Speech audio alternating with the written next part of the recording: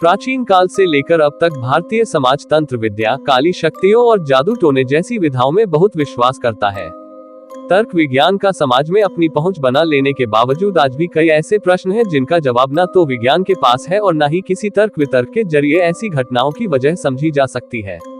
जिस देश में हमेशा से ही तंत्र साधना का महत्व रहा हो, वहाँ कुछ ऐसी घटनाएं होती हैं जो क्यों हुई, कैसे हुई, इनके पीछे वजह क्या है, ये सब सवाल मस्तिष्क में चोट तो करते हैं, लेकिन इनका जवाब कभी कोई नहीं जान पाता। आज हम आपको ऐसे ही एक मंदिर के बारे में बताएंगे जहां तंत्र साधना से जुड़े कई ऐसे रहस्य छिपे हैं जिनका जवाब आज तक कोई नहीं ढूंढ पाया है। देश का पहला शून्य मंदिर, जिसे गुरु मंदिर के नाम से भी जाना जाता है, ऐसा ही एक स्थान है जहां कई वर्षों से तंत्र साधना की जाती रही है। आपको यकीन नहीं होगा, लेकिन सच यही है कि इस मंदिर का निर्माण तक सिर्फ तंत्र साधना के ही उद्देश्य से करवाया गया था।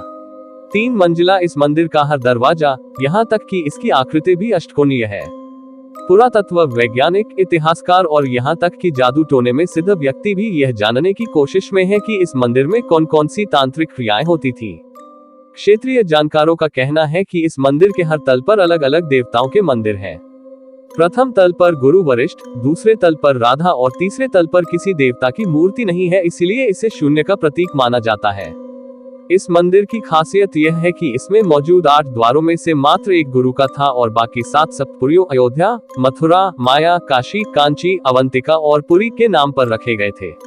बंगाल के तत्कालीन महाराज जयनारायण घोषाल ने जब सन 1814 में इस मंदिर का निर्माण करवाया था, तब ये 84 बीघा जमीन पर फैला था, लेकिन अब इसका ढांचा टूटने लगा है।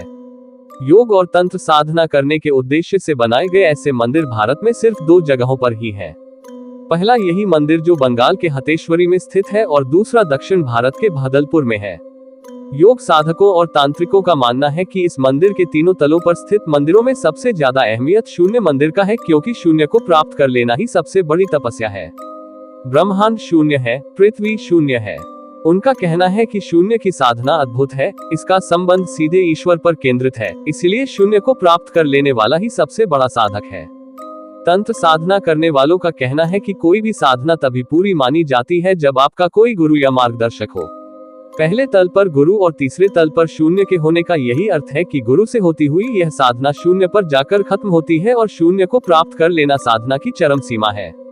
ये वो अवस्था है जब हर चीज अनंत होने लगती है। मंदिर के हर तल पर अष्टकोणीय 7 ऐसे खाने बने हैं जहां बैठकर प्राचीन काल में लोग तांत्रिक क्रियाएं और योग साधनाएं किया करते थे। इस मंदिर के भीतर बंगला भाषा में गुरु के शब्द भी लिखे हैं और कुछ ऐसी आकृतियां भी बनी हुई हैं जिनके पीछे के रहस्य आज तक शोध का ही एक विषय बने हुए हैं। इनके पीछे छिपी हकीकत को समझा नहीं जा पा रहा है। आपको ये कहानी कैसी लगी, नीचे कमेंट करके हमें जरूर बताइएगा। अगर आपको ये कहानी पसंद आई हो तो अपने दोस्तों के साथ जरूर शेयर करें और ऐसी ही प्यारी कहानियां सुनने के लिए हमारे YouTube चैनल से जुड़े।